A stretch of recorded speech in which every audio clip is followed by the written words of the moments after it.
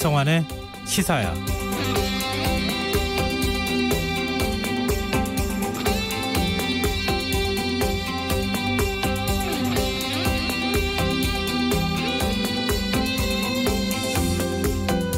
고 백선엽 장군의 영결식을 하루 앞둔 가운데 고인의 장지를 둘러싼 논란이 계속 이어지고 있습니다. 국방부는 유가족과의 협의를 거쳐 고인을 대전 현충원에 안장하기로 했다고 밝혔지만 보수 야당에서는 대전 현충원 안장이 서울 현충원 안장에 비해 덜 예우한 것이라면서 통합을 위해 대통령이 결단해야 한다고 주장하고 있습니다. 고 백선엽 장군은 한국전쟁에서 큰 공을 세운 것으로 평가받고 있지만 일본군 간도 특설대 장교 전력으로 친일 반민족 행위자 명단에 포함된 인물이기도 합니다. 그래서 독립유공자 모임인 광복회에서는 국립묘지 안장조차 반대하고 있는 실정인데요. 통합당의 요구가 진정 국민 통합을 위한 것인지 아니면 예외적인 요구로 또 다른 갈등을 조장하고 있는 것은 아닌지 스스로 돌아봤으면 합니다. 최근 네덜란드에서는 10대 학생 3명이 올바른 교육을 요구하는 목소리를 내 화제가 되고 있습니다. 그들은 17세기 네덜란드는 노예무역으로 황금기를 열었다면서 과거의 잘못을 바로잡는 교육을 하지 않는다면 인종차별 고리를 끊어낼 수 없다고 주장했는데요. 이들의 온라인 청원 내용에 공감을 얻으면서 관련 법안이 하원을 통과했다고 하죠. 역사는 보는 관점에 따라 다른 해석이 나올 수밖에 없는데요. 미래 세대를 위해서라도 정치적 대립이 아닌 보다 근본적인 해법을 찾는 일이 중요하지 않을까요? 시사평론가 김성환입니다. 문재인 대통령이 오늘 국민보고대회를 열고 한국판 뉴딜 종합계획을 발표했는데요. 잠시 후 뉴스에서 자세한 소식 살펴보겠습니다. 내년도 최저임금이 올해보다 1.5% 오른 8,720원으로 정해졌는데요. 더 깊이 있게 들여다보는 인터뷰 시간에는 내년도 최저임금에 대한 노동계의 입장을 들어보고 한국판 뉴딜 종합계획에서 제시된 일자리 정책의 방향을 평가해보는 시간 마련했습니다. 김성환의 시사에는 청취율 조사 기간을 맞아서 작은 이벤트를 이어가고 있습니다. 오늘도 평소처럼 방송 내용에 관한 의견과 함께 저희 프로그램에 대한 청취자 여러분의 생각을 들어보려고 하는데요. 김성환의 시사에서 가장 좋아하는 코너가 무엇인지 또 이유는 뭔지 문자 보내주시면 어떨까요? 오늘도 20분을 추첨해서 아이스크림 상품권을 선물로 드리겠습니다. 단 이벤트 참여 조건이 있습니다. 김성환의 시사야 애청자를 인증하는 차원에서 문자 말머리에 저희 프로그램명을 꼭 적어주셔야 합니다. 참여하실 번호는 샵9730이고요. 짧은 문자는 50원, 긴 문자는 100원의 이용료가 부과됩니다. 콩 게시판을 통해서도 무료로 참여하실 수 있고요. KBS 라디오 유튜브 채널을 통해서도 실시간으로 시청 참여하실 수 있습니다. KBS 라디오 김성환의 시사야. 그럼 지금 시작하겠습니다.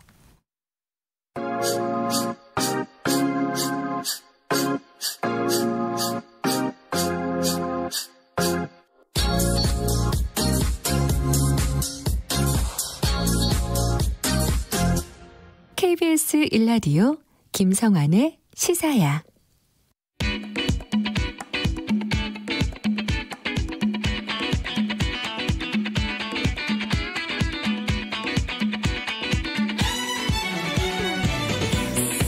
오늘 놓쳤던 뉴스 꼼꼼히 정리해드리는 뉴스야 시간입니다.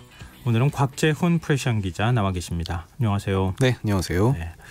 문재인 대통령이 오늘 국민보고대회를 열고 한국판 뉴딜 종합계획을 발표를 했는데요. 네. 우선 어떤 내용이 담겼는지 설명을 좀 해주시죠. 네, 문 대통령 오늘 청와대에서 한 한국판 뉴딜 국민보고대회 기조연설에서 한국판 뉴딜은 선도국가로 도약하는 대한민국 대전환 선언이다 이렇게 의미를 부여하면서 우리 정부 임기 안에 국민들께서 직접 눈으로 변화를 확인하게 될 것이라고 강조했습니다.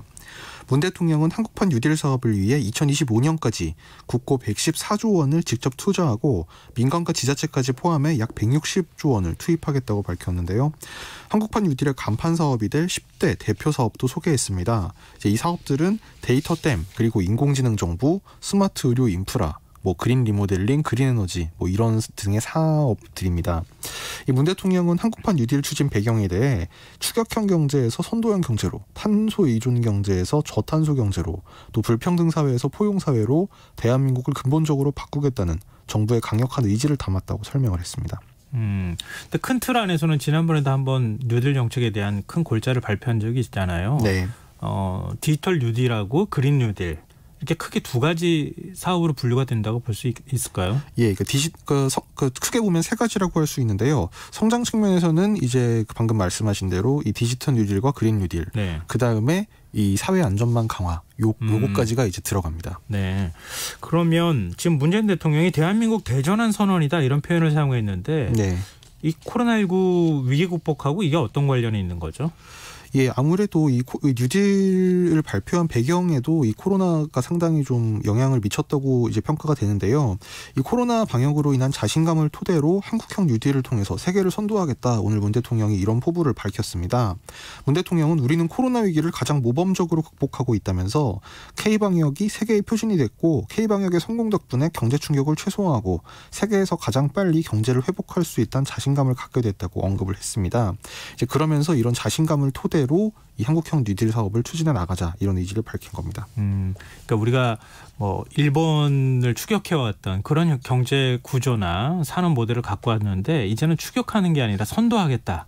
그게 뭐 탄소 의존 경제에서 저탄소 경제로, 뭐 불평등 사회에서 고용 사회로, 뭐 이런 식의 이제 표현까지 같이 사용하는 거 아닌가 그러니까 싶은데. 빠른 추격자가 되고자 했던 과거의 대한민국이 아니다. 우린 이미 선진국이란 자부심과 함께 세계를 선도할 수 있다는 자신감까지 갖게 됐다. 이 자신감을 갖게 된 계기가 이른바 K방역의 성공이다. 이제 문 대통령인 이런 거였습니다. 네, 내용이 너무 많아서요. 사실 정리하기도 좀 어려울 것 같다 이런 생각이 좀 들었는데. 예, 특히 라디오로는 좀 한계가 있고 이제 네. 그 활자매치로 보시는 게 낫습니다. 조금 낫기는 하지만 아까 말씀하셨던 것처럼 성장 정책에서 디지털 뉴딜과 그린 뉴딜 그리고 또 그것을 통한 일자리 창출 이게 이제 주요 골자라고 하면 네. 사회 안전망 강화 이걸 이번에 같이 넣었다는 점도 굉장히 주목해 볼 필요가 있겠어요. 네, 고용 안전망과 사회 안전망 강화가 이제 디지털 뉴딜, 그린 뉴딜의 전제 조건이라고 문 대통령은 강조를 했는데요. 조건이다. 네, 맞습니다. 네. 문 대통령은 이번에 코로나 위기를 오히려 사회 안전망을 강화하고 불평등을 줄이는 계기로 삼겠다면서 고용 안전망과 사회 안전망을 두텁게 하고 사람에 대한 투자를 적극적으로 확대하겠다고 말했습니다. 그러면서 누구도 소외되지 않는 사람 중심 디지털 경제와 지속 가능한 발전을 위해 노사정 등 경제 주체들이 위기 극복에 손을 잡고 양보하고 타협하면서 상생의 미래로 함께 나아가길 바란다. 이렇게 강조했는데요. 뭐 전통적인 의미의 원래 이제 1930년대 미국의 뉴딜이라는 정책 자체도 네. 이런 이 사회적 그 약자를 보호하는 이런 보장 제도와 같이 가는 게 사실 그 핵심적인 내용입니다. 그걸 거의 비슷하게 지금 벤치마킹했다 이렇게 볼 수 네네. 있겠는데요. 청와대는 한국판 뉴딜을 국력 결집 프로젝트다 이렇게 소개를 하기도 했는데 이게 어떤 내용에서 이게 나온 말입니까? 그러니까 지금 대국민 보고대회에는 노사민 정당 이렇게 5개 주체가 참여했다. 그걸 예. 의미하는 겁니까? 예, 그렇죠. 이제 오늘 행사에는 정세균 총리 그리고 각 부처 장관을 비롯해서 이제 이게 정부 쪽이고요. 그리고 이제 민주당 이해찬 대표와 김태환 원내대표 그리고 조정식 정책위 의장은 직접 발표도 했고요. 또 경제계에서는 박용만 대한상의 회장 등 경제 5단체장과 대기업 대표들 또 이 노동계에서 김동연 한국노총 위원장 등 이 노사민정 거기에 청와대까지 같이 참여하는 자리라고 할 수 있었습니다. 이 행사 그래서 분위기도 좀 상당히 좀 뭐랄까요, 좀 역동적이었는데 이 문재인 대통령이 먼저 기조 연설을 하고 네. 이어서 정부에서 홍남기 경제부총리가 나와서 이제 무선 마이크를 착용하고 이 미국에서 하는 테드식으로 막 강연 내지 발표를 네네. 했고요. 이어서 당에서 조정식 정책회의장이 나와서 한국판 뉴딜 대표 사업 그리고 제도 개선 방향을 소개했는데 이 발표 중간에 이 경제계 인사들이 화상으로 등장을 했습니다. 강원도 춘천의 데이터 센터에서 대기하고 있던 한선숙 네이버 대표가 화상으로 연결해서 이제 한 대표가 데이터의 가능성과 소중함을 잘 알기에 데이터를 통한 사회 발전에 기여하겠다 이런 이야기를 했고요. 이어서 현대모터 스튜디오에서 대기 중이던 정의선 현대차그룹 수석부회장도 이 조정식 의장 발표 중간에 나와서 조 의장과 대화를 했습니다. 이 정의선 부회장은 미래차 등 친환경 사업은 이 현대차의 생존과도 관련이 있고 국가를 위해 중요하므로 반드시 잘 해내겠다 이런 의지를 강조했습니다. 이게 정부가 일방적으로 끌고 가는 게 아니라 기업들도 이렇게 적극적으로 참여하는 것이다. 이런 부분을 좀 부각하기 위한 목적도 있지 않았을까 그런 생각이 드는데요. 네. 지금 최근에 이제 정부 여당에 대한 곱지 않은 시선들이 많이 쏟아졌잖아요. 악재도 좀 있었고 뭐 마지막으로는 박원순 전 시장이 이제 숨지는 일도 있었고. 근데 지금 한국판 뉴딜이 국정 동력을 다시 회복하고 문 대통령 지지율도 좀 끌어올리고 이러는 어떤 계기가 될 수 있을까요? 이 방금 말씀하신 대로 이제 국정 동력의 사실 가장 주요한 변수는 이제 그 정부 그 대통령 지지율이라고 할 수 있겠고요. 네. 그밖에 이제 뭐 코로나 진행 상황이라든지 아니면 방금 말씀하신 어떤 돌발적인 악재들이 있는데 사실 이게 경제적인 성과로 이제 이런 돌발 악재에 대응하기는 좀 상당히 어려운 면이 있고 특히 성장 쪽의 대책은 이제 지금 당장 돈을 투입한다고 해도 뭐 그게 일자리가 생기고 어렵죠. 이제 기업이 잘 발전하는 데는 어느 정도 시간이 좀 필요하기 때문에 뭐 즉효를 기대하기는 좀 어려울 것 같고요. 다만 이제 고용 안정이라든가 이제 이런 원래 뉴딜의 이제 아까 제가 말씀드린 취지에 좀 더 뉴딜의 본질적인 그 취지에 부합하는 그런 부분들은 이제 정부가 좀 강력하게 의지를 갖고 추진한다면 좀 민심에 호소하는 면이 좀 생기지 않을까 이렇게 기대가 됩니다. 근데 문재인 정부 임기가 2년이 안 남았다. 이제 이게 또 좀 문제가 되는 측면도 있는 것 같고 정부는 2025년까지 일자리 55만 개를 만들어낸다. 이런 계획을 제시를 했거든요.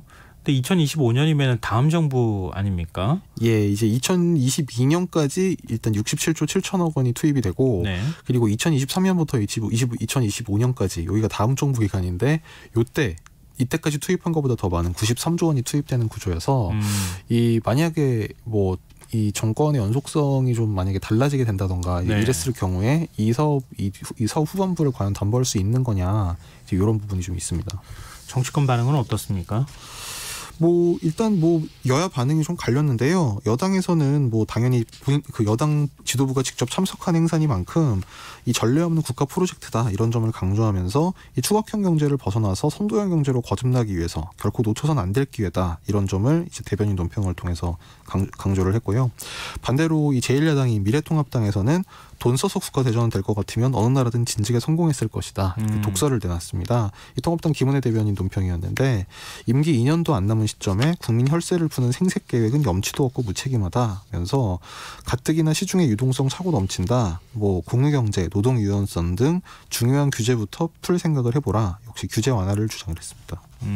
오히려 시장 활력은 시장에서부터 만드는 것이다. 기업이 주체가 되어야 한다. 이런 인식을 갖고 있는 것처럼 또 보이네요. 정부가 이제 이런 재원을 투자해서 대규모 재원을 투자해서 뭔가 산업을 만들어가는 방식보다 보수야당 쪽에서는 좀 인식이 다르다고 하는 걸 좀 반응을 보고서도 좀 알 수 있을 것 같습니다. 네. 화제를 좀 바꿔보겠습니다. 그 박원순 서울시장 사망을 둘러싼 논란이 계속 이어지고 있습니다. 이 통합당이 성추행 의혹과 관련해서 검찰 수사를 통한 진상규명과 국회 차원의 청문회를 요구하고 나섰어요. 네, 통합당은 오늘 뭐 당 대표와 원내대표 등 이른바 당 지도부 투톱이 이제 모두 이 박원순 시장 관련 의혹을 거론하면서 이제 공세를 끌어올렸는데요. 김종인 통합당 비상대책위원장은 이 박 시장이 대통령 후보까지 하겠다는 야심을 가진 사람인데 죽음을 택할 수밖에 없는 상황이 어떤 상황인지 상상할 수 있지 않겠느냐 이렇게 좀 박 시장을 비판적으로 언급을 하면서 피해자를 생각하면 이게 간단한 문제가 아니다. 피해자가 경찰에 고소했는데 그 사실을 박 시장에게 누가 전달했느냐 하는 문제를 명확히 해명해야 한다. 이렇게 공세를 폈습니다. 또 세간에 돌아다니는 얘기대로 경찰이 청와대에 보고해서 청와대가 박 시장에게 정보를 전달했다면 청와대도 박 시장 문제에 개입한 정황을 피할 수 없다면서 그런 점을 당에서 명확히 규명하려 노력할 것이다. 이렇게 얘기했습니다. 또 이제 주호영 통합당 원내대표는 그 오늘 오전 이 당 원내대책회의에서 서울지방경찰청은 이 수사기밀 누설 부분은 이미 수사 대상으로 전락했다 이렇게 비난하면서 검찰에서 사건 송치를 받아서 특임검사를 임명하거나 특별수사본부를 설치해서 성추행 사건 진상뿐 아니라 비서실의 은폐 여부, 수사 기밀 누설 등 철저히 밝히고 책임 있는 사람을 엄벌해야 한다 이렇게 주장했습니다. 그러니까 이 주호영 원내대표를 비롯해서 이제 통합당 지도부는 이 박 시장이 사망했다고 해도 이제 이를테면 서울시 관계자들이나 아니면 서울시 자체를 대상으로 이 수사기관의 수사가 계속돼야 된다 이제 이런 주장을 펴고 있는 건데요. 이 오늘 원내대책회의에서 이 통합당 곽상도 의원이 문재인 대통령은 장자연, 버닝썬 등 사건에 대해 공소시효가 지났어도 진상을 밝히라고 지시한 바가 있다 이 점을 언급을 하면서 이번 사건에 대해서도 이 문 대통령이 나서서 응답해야 된다 이런 취지의 주장을 폈습니다. 또 통합당은 이제 국회 행정안전위원회나 여성가족위원회 등 상임위 차원의 청문회도 요구하겠다는 방침입니다. 네, 통합당의 공세가 굉장히 좀 매섭다 이런 생각이 좀 드는데요. 민주당은 어떤 입장을 보이고 있습니까? 어제 이해찬 대표가 사과의 뜻과 함께 피해 여성에 대한 위로의 말을 전한다 이런 메시지를 내놓지 않았습니까? 네, 오늘은 이제 민주당 소속 여성 의원들로부터 성명이 나왔는데요. 잇따른 민주당 소속 광역단체장들의 불미스러운 사건으로 시정의 차질을 빚고 국민들께 큰 실망을 드린 데 대해서 깊이 사과드린다. 이런 입장을 민주당 여성 의원들이 냈습니다. 이들은 이 고 박원순 시장의 성추행 의혹 사건과 관련해서 충격적이고 안타까운 사건이 발생해 참담한 마음을 금할 수 없다면서 피해 호소 여성이 느꼈을 고통에 깊은 위로의 마음을 전한다. 이렇게 얘기를 했습니다. 근데 정치부 기자들 보기에는 어때요? 민주당이 좀 더 적극적으로 대처해야 되는 거 아니냐? 이런 목소리도 나오고 있거든요. 오늘 뭐 여성 의원들이 입장을 밝히긴 했습니다만 당 지도부가 너무 소극적인 거 아니냐 이런 얘기도 있거든요. 네, 어제 이제 방금 말씀하신 대로 이해찬 대표 명의의 사과 입장을 강훈식 수석 대변인이 대신 이제 전달을 하긴 했습니다만, 네. 뭐 현재 당 차원에서 어떻게 뭐 진상 조사를 하겠다든지 뭐 이런 걸 공식적으로 발표한 바는 없거든요. 뭐 일각에서는 이제 뭐 내일 모레 중에 이제 당으로부터 어떤 추가적인 입장이 나올 거다 뭐 이런 예상이 돌곤 있는데요. 다만 이제 보면 지금 당 법률위원장을 지금 송기현 의원이 맡고 있는데 네. 오늘 라디오 방송 인터뷰에 나와서 이 장례가 잘 마무리됐기 때문에 이제부터는 특히 더 피해자 목소리를 신중하게 들어야 될 것 같다 그러면서 이 사실은 사실대로 밝혀지지 않을까 생각하고 있다 이렇게 얘기를 했는데 이 송 의원이 뭐 그 지난 국회에서 이 법사위 간사를 맡는 등 이제 지도부하고 좀 상당히 소통이 잘 되는 정치인이라는 점에서 네. 뭔가 당 차원에서 뭔가 좀 앞으로 이제 진행될 것이 있지 않겠냐 뭐 이런 관측을 갖게 합니다. 이런 가운데 정의당 심상정 대표가 당 소속 의원들의 조문 논란과 관련해 사과를 했어요. 예, 사과를 해서 이제 추가로 더 논란이 되기도 했는데요. 네. 이 심상정 대표가 이 정의당 류호정 그리고 장혜정 의원의 이 그 고 박원순 서울시장 조문 거부 입장에 대해서 유족과 시민의 추모 감정에 상처를 드렸다면 대표로서 진심으로 사과드린다. 오늘 의원총회에서 이런 얘기를 했습니다. 심 대표는 이 두 의원은 피해 호소인을 향한 2차 가해가 거세지는 걸 우려해서 피해 호소인에 대한 굳건한 연대 의사를 밝히는 쪽에 무게중심을 줬던 거라면서 이렇게 얘기했습니다. 앞서 이제 류호정 의원과 장혜영 의원이 SNS에 이 박 시장을 고소한 이 피해자에 대한 연대 의사를 밝히면서 빈소에 조문하지 않겠다 이런 의사를 밝혔고 여기에 대해서 뭐 이 특히 여당 지지층으로부터 비난이 쏟아졌고 일부 정의당원들이 탈당을 하겠다 뭐 이런 입장을 밝히기도 했는데요. 심 대표는 이에 대해서 장례 기간에 추모 뜻을 표하는 것과 피해 호소인에 대한 연대 의사를 밝히는 일이 서로 대립하지 않는다는 게 저와 정의당의 입장이었다 이렇게 설명을 했습니다. 그러면서 이제 어제 이 박 시장 고소인의 기자회견과 관련해서 이제 진실과 연대의 시간이다. 정의당은 한 사람이 차별에서 벗어나는 것이 한 여성이 폭력으로부터 자유로워지는 것이 모두가 안전한 사회로 나아가는 출발점이라고 생각한다. 이렇게 밝혔습니다. 근데 지금 이제 정의당의 공식 당론이 저와 정의당의 입장이다라고 하는 표현 안에 들어가 있는 거 아닌가 싶은 맞습니다. 생각이 들거든요. 네. 그러니까 정의당의 공식 당론은 추모의 뜻을 표하는 것과 피해자에 대한 2차 가해를 중단해야 한다는 것. 그 두 가지, 연대의 뜻을 표하는 것, 그 두 가지의 의미를 다 담고 있다 이런 거 아닙니까? 맞습니다. 근데 그렇게 따지고 보면 사과가 너무 늦은 거 아닌가요? 애초에 이 논란이 시작된 거는 꽤 시간이 지났잖아요. 한 나흘, 닷새 정도 시간이 지난 거 아닙니까? 그런데 이제 아까 얘기하신 대로 방금 이제 추모의 뜻을 표하는 것과 피해 호소인에 대한 연대 의사를 밝히는 게 서로 대립하지 않는다는 말은, 그러니까 다시 말해서 어느 쪽에 방점을 두느냐에 따라서 심 대표 등 정의당 지도부는 조문을 갖고 피해 호소인과 그 피해자와의 연대가 더 중요하다고 주장하는 뭐 장혜영 의원 등은 이제 안 갔잖아요. 그럼 각자 자기의 소신에 따라서 이제 정치 활동을 한 건데 여기에 대해서 당 대표가 사과를 하면 사실 한쪽의 입장에 대해서 충분히 존중하지 않는 거 아니냐. 그거를 왜 당대표가 이게 사과할 일이냐 뭐 이제 이런 비판이 오히려 당내에서 나오기도 했습니다. 그렇죠. 그렇지 않으면 사과할 일이 없는 거잖아요. 예, 그렇죠. 이제 그래서 오늘 정의당에서 이게 약간 당 내부적으로도 좀 논란이 되니까 심상정 대표가 조문 거부 자체에 대해 사과한 게 아니라 피해자에 대한 두 의원의 연대 의사 메시지가 유족과 시민들의 추모 감정에 상처를 드렸다면 사과드린다는 메시지다. 뭐 이런 설명을 보내오긴 했는데 이게 사실 저는 보면서도 이게 뭐가 다른지 잘 모르겠었습니다. 예, 오히려 당론은 이것이지만 국회의원 개개인의 의견은 표출할 수 있지 않겠느냐 이렇게 얘기했으면 좀 더 깔끔하게 정리가 됐을 것 같기는 한데 두 가지가 다 우리가 같이 품어야 될 얘기라고 하면서 사과를 했다고 하면 도대체 당론이 뭐야? 이런 얘기가 다시 질문이 순환 반복되는 거 아닌가 이런 생각도 좀 드네요. 한편으로는. 그리고 고 박원순 서울시장 성추행 의혹에 대한 여파가 정치권 곳곳에서도 지금 나타나고 있는데요. 서울 성북경찰서가 박 전 시장의 스마트폰에 대한 디지털 포렌식을 하겠다, 검찰 지휘를 받았다 이런 얘기까지 좀 했죠. 그러니까 이게 좀 이제 오해하시는 분들이 있는데요. 이거는 이제 그 성추행 의혹에 대한 수사를 이제 경찰에서 하고 있는 게 아니고 그 수사는 이제 공소권 없음으로 종결이 된 거고요. 휴대폰 포렌식은 그 박원순 시장의 사망 사건 여기에 대한 경찰 조사 과정에서 그 일환으로 지금 하고 있는 겁니다. 그러니까 관할이 그래서 성북경찰서인 거고요. 그러니까 경찰 관계자는 그래서 이 사건이 중요한 사건인데다 담당 검사의 지휘도 있었다면서 유족과 협의해서 일정을 조율할 예정이다 이렇게 설명을 했습니다. 다만 이제 이 박 전 시장 바인이 엄수된 게 불과 어제였고 또 아직 장례 절차가 좀 남아있는 점을 고려해서 며칠 시간을 두고 유족과 포렌식 일정을 협의하겠다는 입장입니다.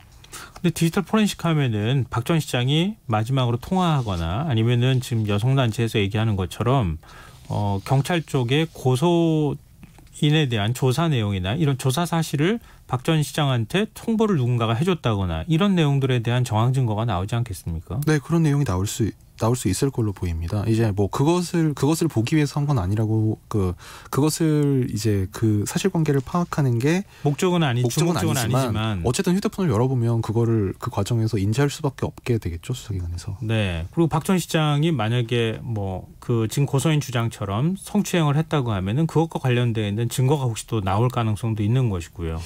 예, 뭐 그럴 가능성도 배제할 수는 없는데 만약에 그것이 이제 그 어제 이 피해자 측 기자회견처럼 뭐 텔레그램 비밀 대화방이라든지 뭐 이런 식으로 이루어졌다고 하면 이제 일정 시간이 지나면 삭제하게 돼 있는 이제 만약에 그런 걸로만 이루어졌을 경우에는 뭐 나오지 않을 수도 있겠습니다. 근데 공식적인 그 성추행 사건과 관련한 수사는 공소권 없음으로 수사가 종결될 가능성이 높지만 지금 뭐 그 외에 이제 그 뭐랄까 서울시 관계자들이 성추행에 대한 어떤 묵인, 방조 이런 부분에 대해서도 지금 고발이 들어가 있는 상황이고. 네. 그리고 경찰을 통해 가지고 뭔가 수사 기밀이 유출됐다고 하는 것도 시민단체 활빈단이 고발을 또 한 상황이기도 하잖아요. 예, 그러니까 이게 좀 지금 상황이 상당히 복잡한데요. 이제 방금 말씀하신 대로 일부 이제 보수 성향 단체 그리고 야당에서는 이제 이것을 계속 수사기관에서 다뤄야 된다. 방금 말씀하신 것처럼 서울시 관계자들도 이제 수사를 받아야 될 면이 있기 때문에 이제 그런 점을 이제 고리로 계속 수사가 진행돼야 된다는 점을 강조하고 있는데 이제 민주당에서 아까 이제 성명을 낸 민주당 여성 의원들이나 뭐 민주당 박용진 의원 같은 경우에는 이제 오늘 KBS 라디오 인터뷰에 나왔었는데 이제 그쪽에서 하는 얘기는 어쨌든 이게 직장 내 성추행이고 특히 박원순 시장은 책임 있는 정치인이었기 때문에 당 차원의 진상조사를 해야 되고 직장 내 이제 성폭력 사건이라는 면에서 보면 서울시가 이제 재발 방지를 위해서 직장 차원에서 원래 그 고용평등법에 보면 그런 걸 하게 돼 있습니다. 네. 이제 그런 조치를 책임적으로 해야 된다. 이제 이런 주장이 있습니다. 그래서 지금 보면 이런 뭐 당 차원의 조사라든지 뭐 서울시라는 이제 직장 차원의 조사가 있을 수 있고 그다음에 뭐 야당에서 주장하는 대로 뭐 그런 사법기관의 수사 가능성도 아주 없는 거는 아니고요. 그리고 이와 별도로 인권위의 진정도 들어가 있는데 인권위에서는 지금 현재 검토하고 있는 단계로 알고 있어서 이 좀 상당히 좀 여러 군데에서 좀 복잡하게 나올 수 있는 상태인데 이게 아마 조만간 정리가 돼야 될 것 같습니다. 국가인권위원회가 오늘 입장을 혹시 공식적으로 내놓지는 않았어요? 이게 이제 고소인이 진정을 제기한 게 아니라 제3자가 지금 진정을 제기한 거잖아요. 그러니까 국가인권위원회가 네, 그렇죠. 네네. 이 부분에 대해서 공식적으로 조사에 나서게 되면 이 진상규명이 어느 정도 이루어질 가능성이 있지 않겠습니까? 예, 근데 뭐 아직까지는 이제 공식적으로 그 인권위 측에서 뭘 하겠다든지 하지 않겠다든지 뭐 이런 식의 입장은 나오지 않았는데요. 이게 지난 12일에 일부 이제 보수 성향 시민단체가 국가인권위원회에 이 진정서를 낸 겁니다. 이 진정인 측의 진정 요지는 박 전 시장 사망으로 성추행 의혹 사건 수사가 더 이상 진행될 수 없게 됐지만 형사처벌과 별도로 이 서울시청 관계자들의 인권 침해 행위 여부에 대해서 사실 확인이 필요하다. 이런 내용이었는데 네. 이제 진정을 제시한 측에 대해서 이제 인권위에서 뭐 담당 조사관을 배정하고 관련 법규 절차에 따라 처리할 예정이다. 아직까지는 이런 이제 통상적으로 하는 정도의 답변만 나온 상태인 것 같습니다. 네. 그리고 여성가족부는 서울시 성희롱 방지 조치에 대한 점검에 나서겠다. 이것도 다소 반응이 늦다고 하는 지적들이 좀 있었는데 그런 입장을 밝혔어요. 네, 여성가족부가 오늘 오후에 입장문 형태 보도자료를 냈는데요. 내용은 고소인이 겪고 있을 정신적 충격과 어려움에 공감하며 안전한 일상생활로 복귀할 수 있도록 최대한 노력을 다하겠다. 또 피해자 보호 원칙 등에 따라 필요한 대책을 마련해 나가겠다. 이런 내용이었습니다. 여성가족부는 현재 고소인은 인터넷상에서의 신분 노출 압박과 피해 상황에 대한 지나친 상세묘사, 비방 억측 등 2차 피해 고통을 호소하고 있는 상황이라면서 이런 상황은 즉각 중단돼야 한다. 이를 방지하기 위해 우리 사회가 같이 노력해 나가야 한다. 이렇게 밝혔습니다. 이제 방금 전에 2차 피해와 관련해서 말씀을 또 해주셨지만 여성가족부가 그런 부분에 대해서 2차 피해가 없도록 노력하겠다. 이제 이런 얘기인데요. 네. 근데 박원순 전 시장 성추행 혐의로 고소한 고소인이 네네. 오늘 경찰에 출석을 했다면서요. 이게 2차 피해와 관련되어 있는 내용을 네, 맞습니다. 이제 그 내용 관련 네. 이제 말하자면 피해자 조사를 위해서 경찰에 나간 건데요. 서울지방경찰청이 오늘 오전에 이 피해자 A 씨를 불러서 조사했다고 오늘 밝혔습니다. 이 A 씨를 대리하는 김재련 변호사는 어제 기자회견에서 인터넷에서 고소장이라고 떠돌아다니는 문건 안에 사실상 피해자를 특정할 수 있는 부분들이 들어있다. 그래서 해당 문건을 유포원자들에 대해 적극적으로 수사해 처벌해달라는 고소장을 냈다. 이렇게 밝혔는데요. 이제 여기에 대한 이제 말하자면 2차 피해 사건에 대한 이제 고소인 조사인 셈이고 이에 대해 경찰 측에서는 그동안 수집한 자료 등을 바탕으로 관련 내용을 검토해 법과 원칙에 따라 엄중 조치하겠다 이런 입장을 밝혔습니다. 그럼 뭐 앞으로 사실 이게 진상규명이라든가 조사가 여러 갈래로 진행될 가능성이 여전히 남아 있는 거군요. 그러니까 성추행 사건과 관련해서는 공소권 없음 처분이 난다 하더라도. 알겠습니다. 네, 예. 지금 여러분께서는 KBS 1라디오 김성환의 시사회와 함께하고 계십니다. 뉴스야 계속 이어가겠습니다. 탁현민 청와대 의전 비서관의 측근 회사가 청와대와 정부 행사 용역을 집중 수주했다. 이게 한겨레신문 보도죠. 네, 이 맞습니다. 보도 나온 직후에 논란이 일고 있어요. 네, 오늘자 한겨레 보도에 따르면 이 탁현민 프로덕션 소속 조연출 출신의 이 이모 씨, 장모 씨가 지난 2016년 말 설립한 공연기획사 노바운더리라는 회사가 2017년 8월 17일 이 문 대통령 취임 100일 기자회견을 시작으로 지난달 25일 열렸던 이 한국전 70주년 기념식까지 2년 10개월 동안 모두 22건의 이 청와대 등 정부 행사 용역을 수주했다. 이게 오늘 그 신문의 보도 내용이었고요. 네. 이게 뉴스 가치가 있는 이유는 이 노바운더리라는 업체가 이 탁현민 비서관이 청와대에 들어오기 전 2017년 5월까지는 정부 행사 관련 실적이 없던 업체였는데 2018년에 9억 5,600만 원 그리고 2019년에는 20억 원 가량의 매출을 올렸다. 이게 상당히 이례적이라는 이야기였습니다. 이 보도에 따르면 특히 이 업체는 2018년 3월에 법인 등기가 됐는데 법인 등기를 하기도 전에 이제 대통령 취임 100일 회견 등 이제 국직관 행사를 잇따라 수주를 했다는 얘기고요. 이게 여기에 대해서 업계 관계자들이 이건 상당히 이례적인 일이다. 뭐 이렇게 얘기했다는 이제 반응도 코멘트로 실렸습니다. 청와대 입장도 한번 들어볼까요?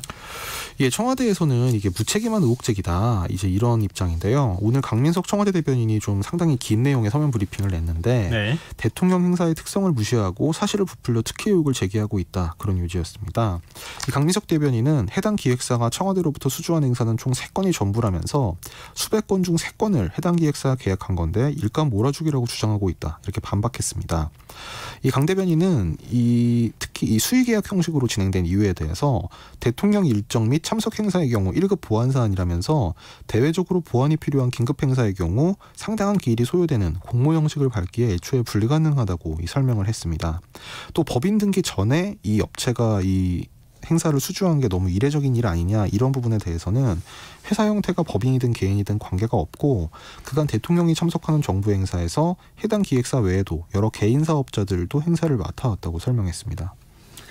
근데 지금 이제 한겨레신문 보도와 거기에 따르는 청와대 반응 이것까지 좀 전해드렸는데 곽 기자 보기에는 어때요? 이게 좀 쟁점이 좀 있기는 한 것 같은데. 그러니까 쟁점은 이게 수의계약 자체가 불공정하다라고 보기는 좀 어려운 것 같고요. 이제 청와대의 설명대로 이게 어떤 보안 예를 들어 이건 결국 이제 대통령 동선은 원래 경호 때문에 이 보안이 상당히 중요하게 되는데 그렇죠. 그건 뭐 공개적으로 입찰해가지고 할 수가 없잖아요. 그렇죠. 입찰을 하면 그게 보안상 지켜질 수가 없는 거기 때문에 이제 뭐 수의계약을 하지 않았다. 그게 문제다라는 점은 좀 이제 그렇게 얘기를 할 수는 없는 것 같고요. 네. 다만 이제 통상 이제 이 청와대나 이런 정부가 행사를 이제 맡겨온 관행에 비춰봤을 때 이 업체가 뭐 대형 업체나 정부 행사 경험이 있는 업체가 아닌 신생 업체다. 이제 이런 점은 좀 상당히 이례적이고 게다가 그래서 이 신생 업체한테 맡겼는데 그 업체 관계자들이 이 청와대 실세라는 탁현민 비서관과 뭐 과거에 어떤 사적인 인연이 있는 사이였다. 이제 이 점 때문에 좀 이게 특혜성 시비가 좀 일고 있는 것 같습니다. 정치권 반응은 어떻습니까? 뭐 사실 큰 반향은 정치권에서는 없었는데요. 네. 이제 뭐 정당에서는 이제 부대변인 논평들이 주로 나왔습니다. 이 통합당은 윤희석 이 부대변인 명의로 현실을 직시하고 누구라도 납득할 수 있는 설명과 함께 필요한 조치를 취해야 된다 이런 입장을 밝혔는데 좀 재밌는 건 이 윤희석 이 통합당 부대변인은 네. 본인이 청와대 행정관 박근혜 정부 때 청와대 행정관 출신입니다. 예. 네. 그리고 정의당은 김동균 부대변인 명의 논평에서 네. 탁현민 비서관에게 제기되는 의혹이 과연 현 정부 가치에 부합하는지 의문이라면서 탁 비서관이 이번 의혹에 대해서 명확한 해답을 내놓으라고 촉구했습니다. 알겠습니다. 논란이 조금 더 갈까요? 글쎄요. 뭐 오래 갈 것 같지는 않습니다. 사실. 네, 왜냐하면 지금까지 탁현민 비서관 관련해서 굉장히 여러 건의 논란들이 사실 있었는데요. 네. 뭐 다 뭐 진행형인 상태로 지금까지 사실 뭐 명확하게 뭐랄까요, 뭐 명쾌하게 풀린 것도 없고 뭐 그렇다고 안 된 것도 없고 그냥 이 상태로 그냥 쭉 가는 경우들이 많았어서. 예, 문 대통령의 신임이 너무 두터워서 그런 거 아닌가 이런 생각도 좀 드네요. 자, 마지막 뉴스로 가보겠습니다. 코로나19 소식을 저희가 안 짚었는데 오늘 코로나19 현황은 어땠습니까? 네, 오늘 신규 확진자 수는 이제 사흘 만에 30명대로 떨어져서 특히 어제 60명보다는 대폭 감소하긴 했는데 다만 그래도 수도권 중심으로 이제 기존 집단 감염지에서 확진자가 계속 나오고 있기 때문에 여전히 좀 긴장이 필요한 상태입니다.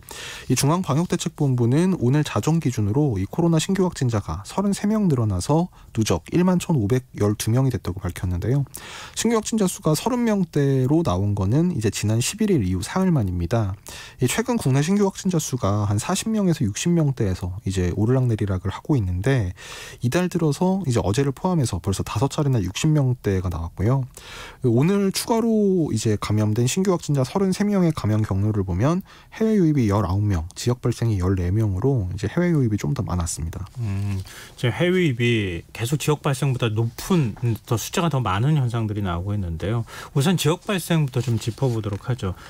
다행스럽게도 대전과 광주 지역에서는 확진자가 안 나왔어요.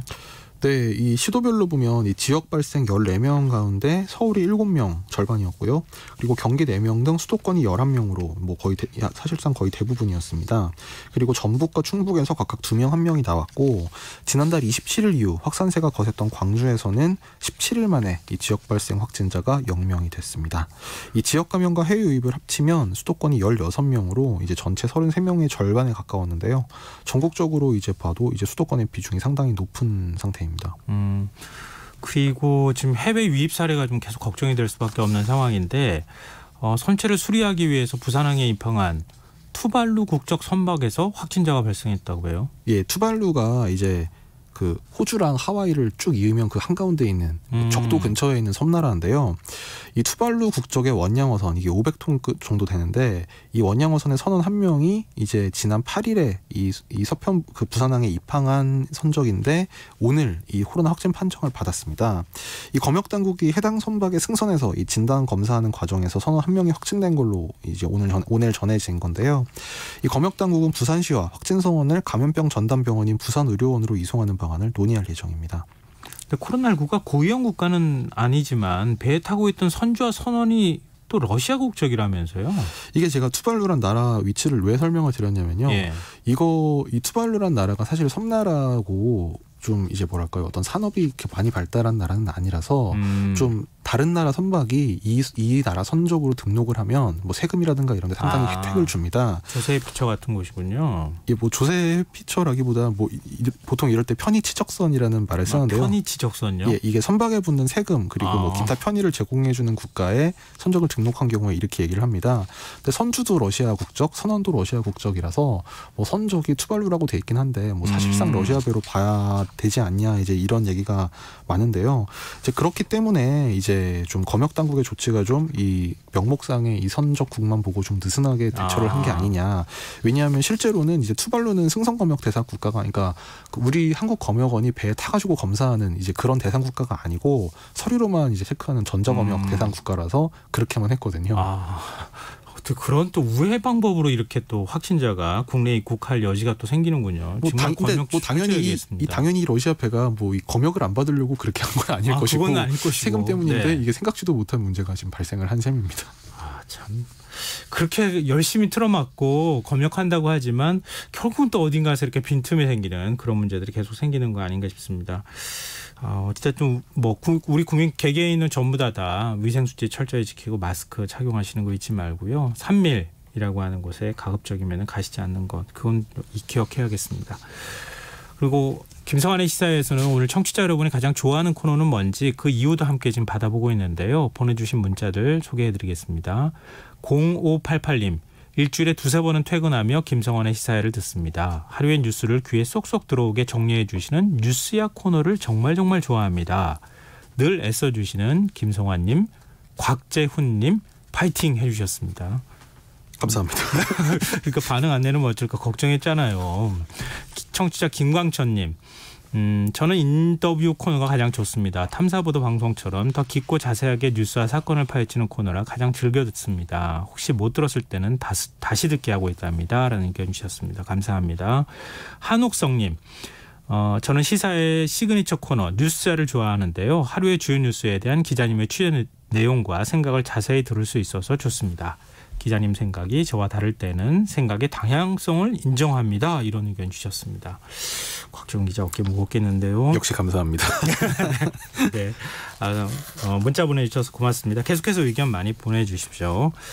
오늘 뉴스에 여기까지 하겠습니다. 지금까지 어깨 무거운 곽지원 프레시안 기자였습니다. 고맙습니다. 감사합니다.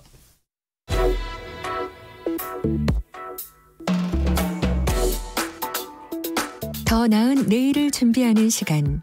KBS 1라디오 김성환의 시사야. 내년도 최저임금이 올해보다 130원 오른 8,720원으로 결정됐습니다. 지난 1988년 최저임금 제도가 도입된 이후 가장 낮은 수준의 인상률인데요. 경영계는 아쉽지만 수용한다는 입장을 내놓았지만 노동계는 강하게 반발하면서 최저임금위원회 개혁 필요성을 제기하고 나서고 있는 상황입니다. 오늘 인터뷰 시간에는 최저임금위원회 회의에 참석했던 김현중 한국노총 상임부위원장 연결해서 노동계 입장 들어보도록 하겠습니다. 김현중 부위원장님 안녕하십니까? 네, 안녕하세요. 네. 오늘 새벽 11시간에 걸친 논의 끝에 최저임금이 8,720원으로 결정됐습니다. 한국노총에서는 어떻게 보십니까? 역대 가장 최저치를 인상됐기 때문에 최저임금 근로자를 생각하면 상당히 아쉬운 부분이 많다고 생각합니다. 네. 근데 외환위기 당시 인상률이 2.7%였거든요. 그거보다도 네네. 오히려 지금 낮은 인상률인데요. 네, 그렇죠. 박준식 최저임금위원장은 당시와 지금의 국내 산업 환경이 근본적으로 다르다. 평면적으로 비교하는 것은 다소 무리가 있다. 이런 입장을 밝혔습니다. 여기에 대해서 네네. 어떻게 생각하십니까? 네, 아무리 그렇다 하더라도요. 지금 올해 코로나 전국이라는 부분은 이제 국가에서 국민재난지원금도 지급하는 그런 상황이거든요. 네. 소비 이런 부분들을 촉진시킬 수 있는 그런 정책을 시행하는 상황에서 본다면 최저임금 인상률도 좀 인상폭이 좀 있어야 그런 경제의 어떤 발전 부분에 있어서 기여할 수 있는 계기가 될 수 있다고 봅니다. 근데 외환위기랑 이제 자꾸 비교하게 되는데요. 워낙 네네. 낮은 인상률이긴 하고 외환위기하고 또 비슷한 상황이다라고 하는 지적이 나와서 비교가 되는 것 같습니다. 근데 외환위기 당시에 2.7% 오르긴 했지만 금액으로 보면 40원 오른 건데 내년도 최저임금은 130원이나 올랐다. 그거랑 비교해 볼 때는 인상액이 당시하고 비교했을 때는 좀 많은 거 아니냐. 이런 의견에 대해서는 어떻게 보세요? 벌써 그것이 2년 전 얘기거든요. 네. 그래서 단순하게 지금 액수만 가지고 했다가는 화폐 가치 이런 기준을 본다면 그리 비교 대상은 아니라고 봅니다. 단지 인상률로 비교를 해야 될 거라고 저는 생각합니다. 네. 최근 코로나19 사태 영향으로 소규모 자영업자들이 굉장히 큰 어려움을 겪고 있다. 이제 네네. 이런 사실은 우리 사회 모든 사람들이 인정하고 있는 사실이 아닐까 싶은데요. 네네.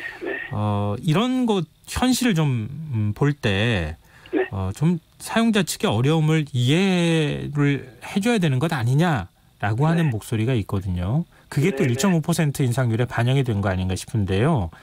노동계 입장은 어떻습니까? 물론 이제 자영업자 소상공인들 어려움은 충분히 이해를 합니다. 그러나 역시 최저임금 근로자도 어렵거든요. 그리고 최저임금이라고 하는 것은 보통 뭐 사용자의 어떤 지불 능력을 가지고 결정하는 것이 아니라 그 최저임금 근로자들이 최소한의 생활 보장을 위한 그 임금 제도이기 때문에 그것과는 조금 분리해서 생각을 해야 된다고 생각합니다. 네, 공익위원 간사인 권순원 숙명여대 교수가 이런 얘기를 했습니다. 최저임금이 기대 이상으로 올랐을 때 일자리 감축 효과는 노동자 생계에 부정적인 영향이 훨씬 크다. 그러니까 저임금 노동자의 고용 유지 필요성을 위해서라도 이번에는 좀 인상을 자제했어야 되는 거 아니냐. 이제 그런 측면이 1.5% 인상률에 반영이 됐다라고 지금 설명을 하고 있거든요. 이 부분에 대해서, 이 발언에 대해서는 어떻게 보십니까? 글쎄, 물론 고용이 중요합니다. 그러나 이제 고용이 중요하다고 해서 임금 부분을 좀 도외시는 할 수 없는 거거든요. 최저임금이라는 것 자체가 그 저임금 근로자들의 어떤 그 생활 안정을 도모하고 보호한다는 측면에서 고용과 동시에 고려돼야 할 그 사항입니다. 그러면 지금 한국노총에서는 이제 받아들이기 어려우신 거 아닙니까? 받아들이기는 어렵지만 지금 뭐 아침에 저희가 그 1% 부분은 여태까지 그 32년 역사에 1% 인상률은 없었기 때문에 저희가 최저임금 근로자를 생각한다면 도저히 1%대의 인상률은 수용하기 힘들다 하는 강한 의사 표시로서 퇴장을 하게 된 것입니다.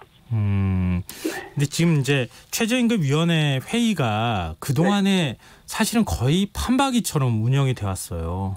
그러니까 마지막에 공익위원들이 결정하고 노사 모두 인상률에 반발하면서 퇴장을 하는 이런 모습 형태로 되었거든요. 이번에도 역시 비슷한 모양이 나왔고요. 근데 이 회의장 퇴장이 굳이 어차피 이렇게 결정될 거고 공익위원들 어차피 노사 양쪽에서 사용자 측하고 노조 쪽에서 반대를 하면은 공익위원들이 결정하는 구조로 돼 있는데 퇴장하지 말고 끝까지 남아서 마지막까지 합의하려고 하는 노력을 보여야 되는 거 아니냐 이런 지적에 대해서는 어떻게 보십니까? 그런 부분들은 뭐 충분히 이해하고요. 또 그렇게 해야 되고요. 그래서 이제 그렇게 하려고 노력을 합니다만 사용자 위원들이나 저희 우리 근로자 위원들이나 다 어떤 그 계층을 대변하고 그러다 보니까 거기에서 이제 나름대로 포용할 수 있는 그 어떤 그 안이 있지만 도저히 이제 포용할 수 없는 그런 부분이 있으면 하나의 물론 처음부터 투정한 것이라 마지막 단계에서 나름대로 이제 하나의 의사 표시하는 방법인데 그것이 이제 뭐 국민 여러분의 보이는 그 눈에는 안 좋게 보일 수도 있겠죠. 그러나 이제 거기에 임하는 그 사람들은 그 계층을 대표하는 사람들이기 때문에 나름대로 어떤 사명감을 가지고 한다고 할까요? 그렇기 때문에 좀 그 의사 표시를 강하게 하는 그 경향이 가끔 나타나곤 합니다. 이건 도저히 우리가 받아들일 수 없다는 것을 상징적으로 보여주기 위한 행위로서 퇴장을 선택할 수밖에 없다. 이런 말씀이신데요. 근데 사실 최저임금위원회도 그렇지만 최저임금 결정 구조를 이거 바꿔야 되는 거 아니냐 이런 얘기가 그동안에 계속 나오지 않았습니까? 최저임금 결정 구조나 그리고 최저임금위원회 제도 자체의 어떤 개혁의 필요성에 대해서는 어떻게 보십니까? 물론 이제 그런 것이 이제 돼도 되고 또 그런 부분을 생각을 합니다. 그런데 막 그렇게 생각을 해도 마땅히 그렇게 그 대신 내놓을 안이 마땅한 게 이렇게 없습니다. 서로 이제 첨예하게 이제 대립하고 해서 결정하는 부분이기 때문에 또 이것이 많이 이제 그 일부에서는 정치권에서 결정해야 된다는 부분이 또 나오고 그랬었는데 이렇게 된다면 이게 하나의 정쟁화가 돼가지고요. 또 이제 여러 가지 부작용이 또 생기라고 생각합니다. 그래서 현재 있는 제도를 좀 보완해 나가는 방향으로 가는 것이 좋지 않을까 이렇게 생각합니다. 그 이전에 정부에서 내놨던 구간설정위원회하고 결정위원회 두 개로 분리하는 방안에 대해서는 이미 다 폐기가 된 건가요, 이거는? 아직 뭐 다시 논의는 안 되고 있는데 어차피 이제 그 결정을 하게 된다면 그것이 이제 구간 설정과 같은 부분도 전반적인 부분을 보면서 검토해야 되기 때문에 당연히 구간 설정 부분이 나오면서 이제 결정을 이제 하게 되거든요. 그러면 구간 설정하는 단계가 없이 그런 부분을 전혀 모르는 상황에서 결정한다는 것도 좀 문제가 있고 하기 때문에 그건 그리 큰 어떤 의미는 없다고 봅니다. 근데 이번에 공익위원들이 그 1.5% 인상안을 결정하면서 뭐 경제 성장률에 물가 인상률에 뭐 이렇게 해서 몇 가지 요소들을 근거로 제시를 해요. 그런데 사실은 명확하게 근거가 없는 것 아니겠습니까? 네. 물론 이제 보는 각도에 따라 이제 근거 제시하는데 저희가 이제 또 조사하고 또 다 하거든요. 우리 이 노동조합에서도요. 예. 그래서도 보면은 우리가 볼 때는 생계비가 8.4 전년 대비 8.4% 인상됐다라고 저희는 보고 있는 겁니다. 그래서 그런 부분들을 이제 꼭 생계비라든가 그런 부분들 가지고 하지만 현재 또 처해 있는 경제 상황까지도 감안해서 또 이제 결정해야 되는 상황이기 때문에 뭐 이것만 가지고 계속 절대적인 수치로 해서 주장하고 하는 데는 한계가 있습니다. 2년마다 한 번 임금을 결정하자 이런 주장에 대해서는 어떻게 보십니까? 그 부분은 지금 최저임금 근로자들이 이 최저임금 인상 자체가 임금 인상이라고 봅니다. 그래서 일반 근로자들은 매년 단체 교섭에 의해서 임금 인상을 하고 그러거든요. 네. 그런 것을 본다면 2년마다 한다는 것은 이제 문제가 있고요. 매년 하는 것이 최저임금 근로자들 연한의 정책이라고 봅니다. 민주노총은요 매년 반복되는 사용자의 경제 위기 논리와 최저임금 삭감과 동결한 제시는 이제 그만둬야 한다. 그러면서 투쟁에 나서겠다 이런 입장이거든요. 한국노총은 어떤 내부 입장을 좀 정리하신 게 있습니까? 완전히 정리하는 거라기보다는 현재 있는 제도 특히 이제 공익위원을 이제 정부에서 위촉을 해서 하지 않겠습니까? 네. 그렇다면 이제 공익위원이 이제 공장이 한다라고 하지만 제3자들이 본다면 정부 측에서 위촉한 분들이기 때문에 아무래도 한계가 있는 거 아니겠는가. 그래서 그런 부분에 있어서의 제도적 보완이 필요하다고는 저는 생각을 하고 있습니다. 근데 만약에 공익위원이 중간에서 중재 역할을 안 하게 되면 노사가 사용자 측하고 노조 쪽이 정면 충돌하게 되는 그런 양상으로 가지 않을까요? 하여튼 공익위원들의 역할은 이제 저희가 충분히 인정을 하고 존재를 해야 된다고 합니다. 다만 위촉하는 과정에 있어서의 이제 공정성이라든가 이런 부분을 저희는 이제 말하는 것이죠. 네, 알겠습니다.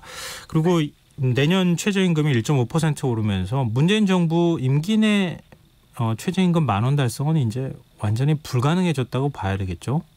일단 그렇게 봐야죠. 네. 지금 최저임금 10,000원은 문재인 정부도 얘기했지만 노동계에서도 꾸준히 요구했던 거 아니겠습니까? 예. 최저임금 10,000원 공약 달성이 어려워진 이유는 어떻게 분석하세요?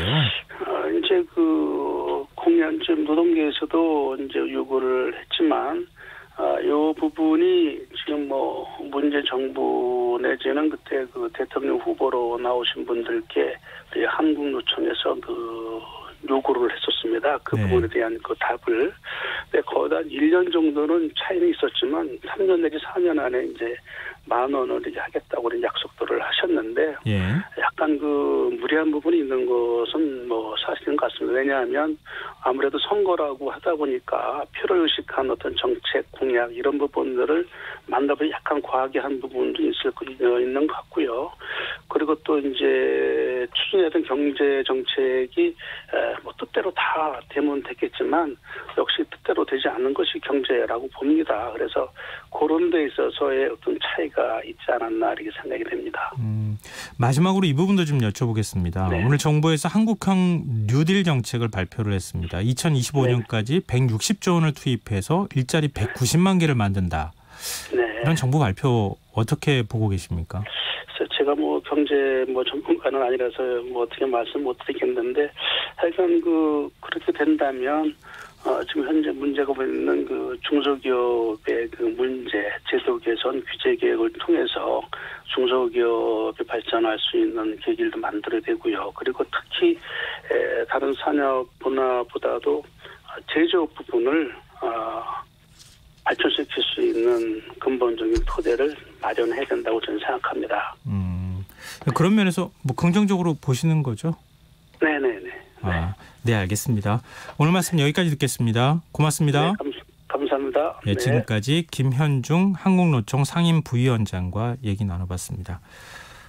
김성환의 시사는 지금 오늘 청취자 여러분들의 베스트 오브 베스트 코너는 무엇인지, 이 코너를 좋아하는 이유가 무엇인지 문자 받고 있습니다. 0012님, 저는 정여울 작가가 나오는 한밤의 인문학 시간을 매주 손꼽아 기다립니다. 책을 너무 좋아하는데 여유가 없어서 잘 보지 못하는데요. 작가님 덕분에 인문학도 많이 배우고 사색할 수 있는 시간이라 좋습니다. 물론 다른 코너도 다 좋습니다. 이런 의견 주셨고요. 5777님, 김성환의 시사를 매일 듣는 청취자입니다. 저는 특히 금요일에 명욱 교수님이 진행하는 밤의 교양학인가요? 술 좋아하는 저에게 늘 새로운 술의 세계를 알려주셔서 고맙습니다. 이 불금의 교양학 코너를 좋아하시는데요. 요즘에 숨겨진 지역의 전통주 소개해드리고 있습니다. 이번 주 금요일엔 또 어떤 전통주 소개해드릴지 기대해 주셨으면 좋겠습니다. KBS 라디오 김성환의 시사 1부 순서는 여기서 마무리하고요. 1부 끝곡으로 이기팝과 프랑스와즈 하디의 I'll be singing you 들으시고요. 전 11시 정각